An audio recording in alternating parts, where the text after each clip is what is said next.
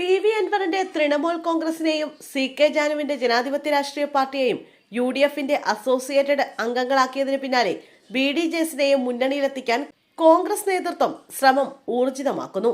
BDJസും BJP നേതൃത്വവുമായി കടുത്ത ഭിന്നത തുടരുന്നതിനിടെയാണ് BDJസിനെ UDFിലെത്തിക്കാൻ കോൺഗ്രസ് നേതാക്കൾ ശ്രമിക്കുന്നത്.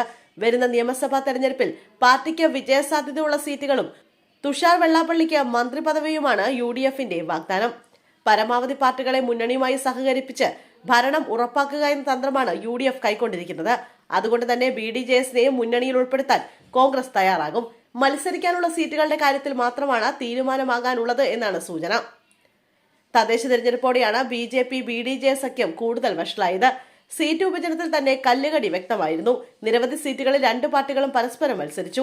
ഫലം വന്നപ്പോൾ വെറും 5 വാർഡുകളിൽ മാത്രമാണ് BDJസിന് വിജയിക്കാനായത്. ഇതോടെ മുന്നണി വേണമെന്ന വികാരം നേതാക്കളിലും അണികളിലും ശക്തമാണ്.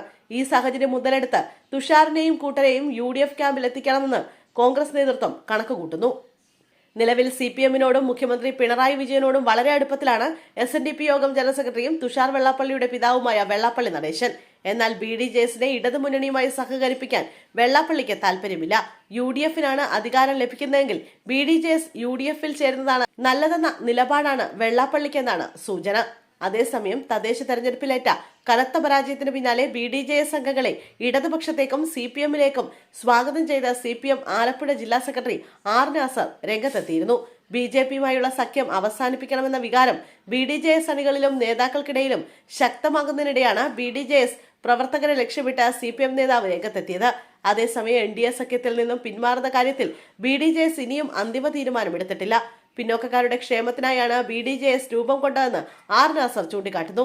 എന്നാൽ മുന്നോക്കക്കാർക്കും പ്രാധാന്യം നൽകുന്ന NDAയിൽ അവർക്ക് നീതി കിട്ടുന്നില്ല. മുന്നോക്കക്കാരുടെ അടിമകളായി മാറ്റാനാണ് നോക്കിയത്. BDJS സ്ഥാനാർത്ഥികൾക്ക് സവർണരായ BJPക്കാർ വോട്ട് പോലും ചെയ്തില്ലെന്ന് തദ്ദേശ തെരഞ്ഞെടുപ്പിലും വ്യക്തമായി. ഈ സാഹചര്യത്തിൽ പ്രവർത്തകരെ CPMലും ഇടതുപക്ഷത്തും ചേർന്ന് പ്രവർത്തിക്കാൻ സ്വാഗതം ചെയ്യുകയാണെന്ന് അദ്ദേഹം പറഞ്ഞു. അതേസമയം മുന്നണി വിടുന്ന കാര്യം ചർച്ച ചെയ്തിട്ടില്ല എന്നാണ് BDJS നേതൃത്വം വ്യക്തമാക്കുന്നത്. BDJS നിലവിൽ NDAയുടെ ഭാഗമാണെന്നും മുന്നണി വിടുന്ന കാര്യം ചർച്ച ചെയ്തിട്ടില്ലെന്നും സംസ്ഥാന general secretary advocate PS Jyothis പറഞ്ഞു. മുന്നണിയിൽ തുടരുന്നതിനോട് യോജിപ്പും വിയോജിപ്പും ഉണ്ട്. ഇതിനർത്ഥം മുന്നണി വിടുക എന്നതല്ല. പാർട്ടിയുടെ പ്രാധാന്യം തിരിച്ചറിഞ്ഞ മറ്റു മുന്നണികളിൽ നിന്നും മാറ്റങ്ങൾക്കായി സമീപിക്കുന്നുണ്ട്. എന്നാൽ BDJS നേതൃത്വം ഇത് സംബന്ധിച്ച് ഒരു ചർച്ചയും നടത്തിയിട്ടില്ലെന്നും അദ്ദേഹം പറഞ്ഞു. 10 വർഷം NDAയ്ക്കൊപ്പം നടന്നിട്ട് എന്ത് കിട്ടിയെന്ന് BDJS ആലോചിക്കണമെന്ന ചോദ്യം SNDP യോഗം ജനറൽ സെക്രട്ടറി വെള്ളാപ്പള്ളി നടേശൻ കഴിഞ്ഞ ദിവസം ഉന്നയിച്ചിരുന്നു. BDJSന് ഇക്കാലയളവിൽ നേട്ടമൊന്നുമില്ലെന്ന നിലപാടാണ് വെള്ളാപ്പള്ളി പങ്കുവച്ചത്. BDJS ഇടതുപക്ഷത്തേക്ക് പോകണമെന്ന അഭിപ്രായമുള്ളവർ ഉണ്ടെന്നും വെള്ളാപ്പള്ളി പറഞ്ഞു.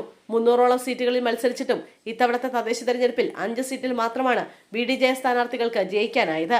തദ്ദേശ തെരഞ്ഞെടുപ്പിലെ വമ്പൻ തിരിച്ചടിക്ക് പിന്നാലെ മുന്നണി മാറ്റ ചർച്ചകൾ BDJSൽ സജീവമാണെന്ന റിപ്പോർട്ടുകൾക്കിടയിലായിരുന്നു വെള്ളാപ്പള്ളിയുടെ ചോദ്യം.